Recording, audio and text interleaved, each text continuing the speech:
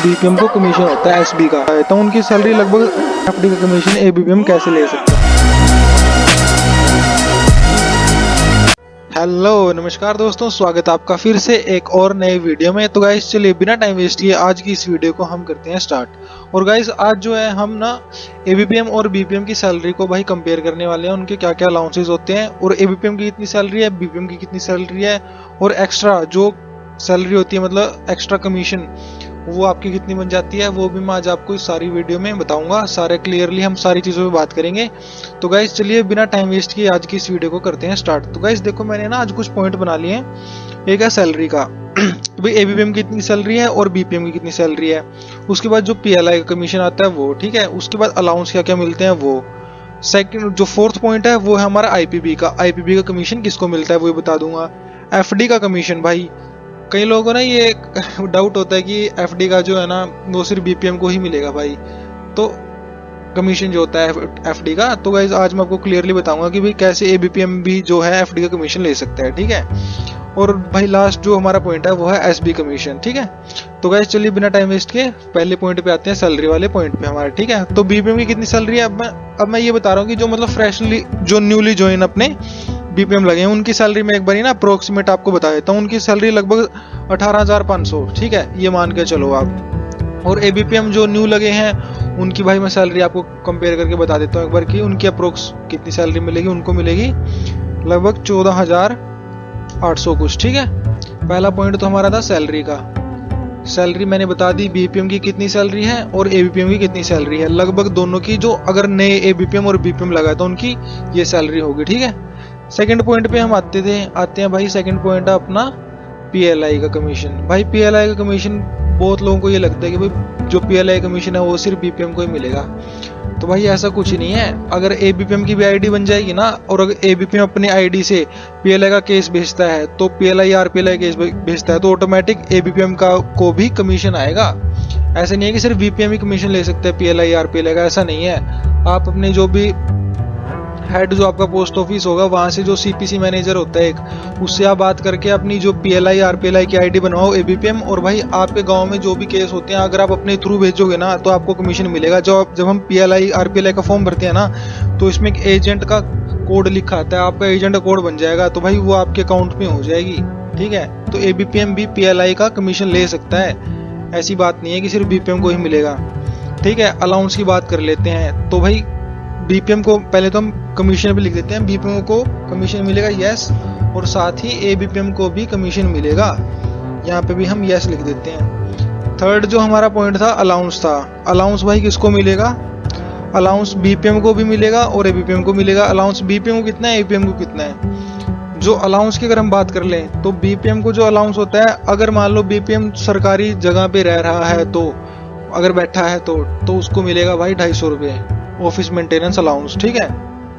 और अगर उसने कोई प्राइवेट दुकान ले रखी है, मतलब प्राइवेट कोई शॉप ले रखी है, तो उसको 500 रुपये ऑफिस मेंटेनेंस अलाउंस मिलता है, ठीक है। ये तो हो गया बीपीएम का अलाउंस। हम सरकारी वाला मान के चलते हैं 250 रुपये, ठीक है। एबीपीएम को मिलता है साइकिल अलाउंस जो कि होता है 180 रुपये, ठीक है। ये हमने बात कर ली। फोर्थ जो हमारा पॉइंट है वो है एफडी का, आईपीबी का। तो भाई ये भी कुछ लोगों को डाउट है कि भाई जो आईपीबी का कमीशन होता है वो भी सिर्फ बीपीएम को मिलता है। भाई ऐसा कुछ नहीं है। जो आईपीबी की आईडी होती है ना एबीपीएम की बनती है, और बहुत सारे बीपीएम मैंने देखे हैं कि वो बनवा भी रहे हैं। और ये जो पीएलआई का कमीशन बोल रहा था ना मैं आपको, ये भी मैंने काफी केस देखे हैं कि भाई एबीपीएम ने अपनी आईडी बनवा रखी है और वो पीएलआई करते हैं, पीएलआई आरपीएलआई करते हैं और उनको कमीशन भी मिलता है अपनी आईडी से, ठीक है। और भाई एबीपीएम को पता क्या फायदा है, एबीपीएम फील्ड में है बंदा भाई, तो वो मतलब लोगों को घर घर जाके भी मतलब समझा सकता है कि भाई आप ऐसे अगर करवाओगे अपनी पीएलआई आरपीएलआई तो लोग मान जाते हैं, ऐसी कोई बात नहीं है। क्योंकि इसमें प्लस बीमा होता है। आप ये कह सकते हो कि भाई साथ में तेरे परिवार का बीमा, इनकेस कुछ हो गया तो परिवार वालों को कम से कम पैसे तो मिलेंगे, ऐसे भाई लोग मान जाते हैं, ठीक है। तो बात समझ आई कि हाँ बीपीएम को भी मिलता है और एबीपीएम को मिलता है, और ऐसा नहीं है कि सिर्फ हम बात हो रही है, वाकई में मिलता है भाई। बहुत सारे एबीपीएम जो है ले भी रहे हैं। आईपीबी की बात करते हैं। आईपीबी में भी भाई बहुत सारे एबीपीएम ऐसे हैं जिन्होंने अपनी अलग आईडी बनवा रखी है। जैसे मान लो एबीपीएम है और बीपीएम है। एबीपीएम अगर ट्रांजैक्शन करता है ना तो वो बीपीएम के हिसाब में आ जाएगी, ठीक है। वो कैश जो है मान लो एबीपीएम ने प्रीमियम खाते खोल दिए 5, एक दिन में, ठीक है। और भाई सबसे 200-200 रुपये ले लिए, तो भाई जो 1000 रुपये होंगे वो तो हिसाब में आ जाएंगे, वो आप बीपीएम को दे दो। छोटी सी बात ये होगी ना नॉर्मल सी, कि भाई आपने 5 खाते खोल ले गाँव में, आप बीपीएम के साथ बैठ गए, अपनी आईडी आपको फोन मिला हुआ है, मान लो जो काफी सारे बीपीएम को फोन भी मिला हुआ है जिसमें वो डाक बांटते हैं, ठीक है। और भाई आईपीबी वाले आपको फोन भी दे देंगे, ऐसा नहीं है कि भाई फोन आपको कोई बहुत ज्यादा रिक्वेस्ट डालनी पड़ेगी। आप अपने आईपीबी के ऑफिस में बात करो, बोलो कि भाई मुझे ऐसी ऐसी आईडी चलानी है, वो आपको स्पेशल फोन और स्कैनर भी आपको प्रोवाइड कर देंगे आईपीबी वाले, ठीक है। तो एबीपी अगर मान लो 5 खाते खोलते हैं 200 रुपए के प्रीमियम, तो 1000 रुपये हो गए, उसने कस्टमर से पैसे लेके उसने बीपीएम को पैसे दे दिए, हिसाब बराबर हो गया, बीपीएम के हिसाब में आ गए, एबीपीएम ने बीपीएम को पैसे दे दिए। बीच में क्या हुआ, एबीपीएम को कमीशन बन गया। एक 200 रुपए के खाते में ना लगभग 40 से 45 रुपए कमीशन बन जाता है, 40 से 45, ठीक है। अगर आप आधार सीडिंग भी करते हो तो, और अगर आप पोसा लिंकेज भी करते हो तो भी आपको थोड़ा सा ज्यादा कमीशन बन जाएगा, ठीक है। अगर आप पोस्टल लिंकेज भी करते हो तो लगभग आपको 50-55 रुपए कमीशन बन जाता है। अगर आप मान लेते हो एबीपीएम ना भाई, अगर कार्ड वाला आईपीबी वाला अकाउंट खोलता है, तो अगर मान लो अगर उसने 20 खाते भी खोले हैं ना महीने में, तो 1000 रुपये तो उसके आराम से बन जाएंगे, 1000 रुपये तो उसके खाते में आ जाएंगे, ठीक है। 20 के अगर वो पोस्टल लिंकेज भी कर देता है, आधार सीडिंग भी कर देता है, तो यहाँ पे कहने की बात है एबीपीएम भी आईपीबी का काम कर सकता है। यहाँ पे हम लिख देते हैं यस, और यहाँ पे भी लिख देते हैं हम यस, ठीक है। तो काफी लोगों को ना डाउट था कि भाई मतलब एबीपीएम की भाई आईडी नहीं बनती, आईडी बन जाती है भाई, कोई ऐसी इश्यू वाली बात नहीं है। और नेक्स्ट पॉइंट पे हम आते हैं एफडी के पॉइंट पे। तो भाई ये भी बहुत लोगों को डाउट है कि भाई एफडी का, तो ना मैंने बहुत सारे लोगों से सुना, बोलते हैं भाई एफडी का कमीशन तो सिर्फ बीपीएम को बनता है।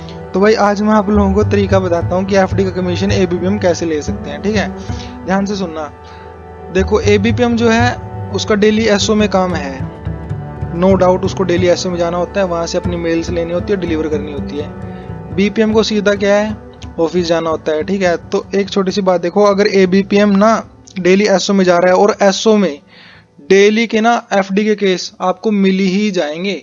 एसओ में ज्यादा आते हैं एफडी कराने वाले लोग, या ब्रांच ऑफिस से ज्यादा, बीओ से ज्यादा एसओ में ज्यादा लोग आते हैं एफडी कराने के लिए, ठीक है। अगर आप एसओ में जाके अगर किसी एजेंट के साथ आप बात कर लेते हो कि भाई अगर मैं अपने थ्रू कोई केस लाऊं एफडी का, ठीक है, तो आप एजेंट की आईडी पे करवा दो और एजेंट से कमीशन ले लो। क्यों? अगर मान लेते हैं एजेंट को ना 0.5% कमीशन होता है किसी एफडी पे, ठीक है। तो अगर आप एजेंट, अगर मान लो 5 लाख की किसी ने एफडी कराई, आपको बंदा मिल गया, आपका कोई जानकार है, वो आपसे पूछता है कि भाई मैंने 5 लाख की एफडी करानी है, ठीक है। तो आप या तो बीपीएम से कांटेक्ट करो सीधा, अगर आप बीपीएम के थ्रू नहीं जाना चाहते तो आप एसओ से भी उसकी डायरेक्ट एफडी करा सकते हो एजेंट के थ्रू, ठीक है। एजेंट को मिलता है 2500 रुपये कमीशन। 5 लाख का कितना हो गया, 0.5%, वो हो गया 2500 रुपये, ठीक है। तो भाई ऐसे भी आप कमीशन कमा सकते हो एबीपीएम एसओ में जाके और एजेंट के साथ बातचीत करके कि भाई तू अपने मतलब अलग अपना कमीशन निकाल ले और मेरे को अलग दे दे। तो भाई ऐसे भी एबीपीएम जो है एफडी का कमीशन कमा सकता है। क्यों? क्योंकि भाई वो तो एबीपीएम का केस हुआ ना, है ना। अगर वो बीपीएम से नहीं करवाता है तो, अगर कोई एबीपीएम का जानकार बंदा है तो, ठीक है, अगर वो एफडी कराना चाहता है और एसओ में डेली जाता है तो एसओ में ज्यादा एफडी के केस आते हैं। तो भाई समझदार को इशारा ही काफी है, कहने की बात आप समझ गए होंगे कि भाई एबीपीएम भी एफडी के केस से कमीशन कमा सकता है। यहाँ पे भी मैं यस लिख देता हूँ और यहाँ पे भी मैं यस लिख देता हूँ।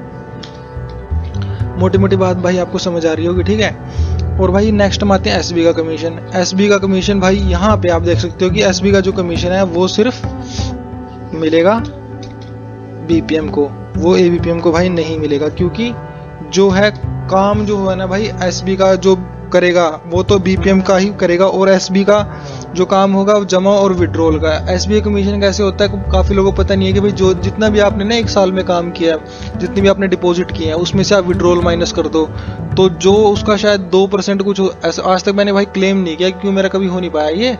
तो भाई उसका जो 2% होता है ना, जितना आपने जमा किया उसमें से विड्रॉल माइनस कर दी, तो 2% जो होता है वो बीपीएम को कमीशन होता है एसबी का, ठीक है। एसबी के केस में होता है ये, सिर्फ एसबी के में, आरडी वाले में नहीं। यहाँ पे अपने कितने पड़े, 1 2 3 4 5 6, 1 2 3 4 5 6, ठीक है। तो भाई एबीपीएम को जो है एसबी का कमीशन नहीं मिलेगा।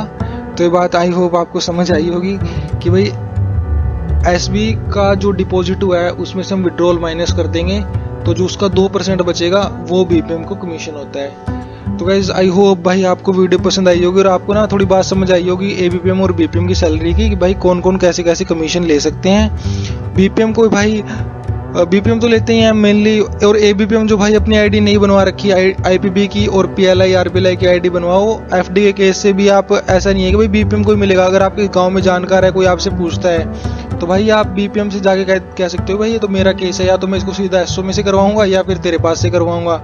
क्यों? तो बीपीएम ऑटोमेटिकली राजी हो जाएगा भाई। एक तो उसके अकाउंट भी खुलेंगे और ऊपर से भाई कुछ आ ही रहा है ना, जा तो नहीं रहा है ना, तो भाई ऐसे भी बीपीएम मान जाएंगे। अगर बीपीएम नहीं मानते तो भाई अपना एसओ में कराओ, एसओ से एजेंट के पास कराओ। एजेंट तो भाई मतलब कि हमेशा तत्पर तैयार रहते हैं, उनके पास तो केस आने चाहिए। और कहीं कहीं जैसे मैंने आपको बताया ना 5 लाख का, तो भाई 5 लाख में से ऐसे ऐसे भी एजेंट हैं जो 500 रुपये रखेंगे, सिर्फ 2000 आपको ही मिलेंगे अगर आप 5 लाख का एफडी का केस लेके जाते हो तो। ठीक है, तो भाई ये थी आज की कुछ मोटी मोटी स्टोरी।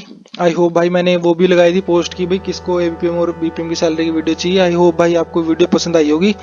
मिलूंगा आपसे अगली वीडियो में, तब तक के लिए भाई जय हिंद, जय भारत, टाटा, बाय बाय।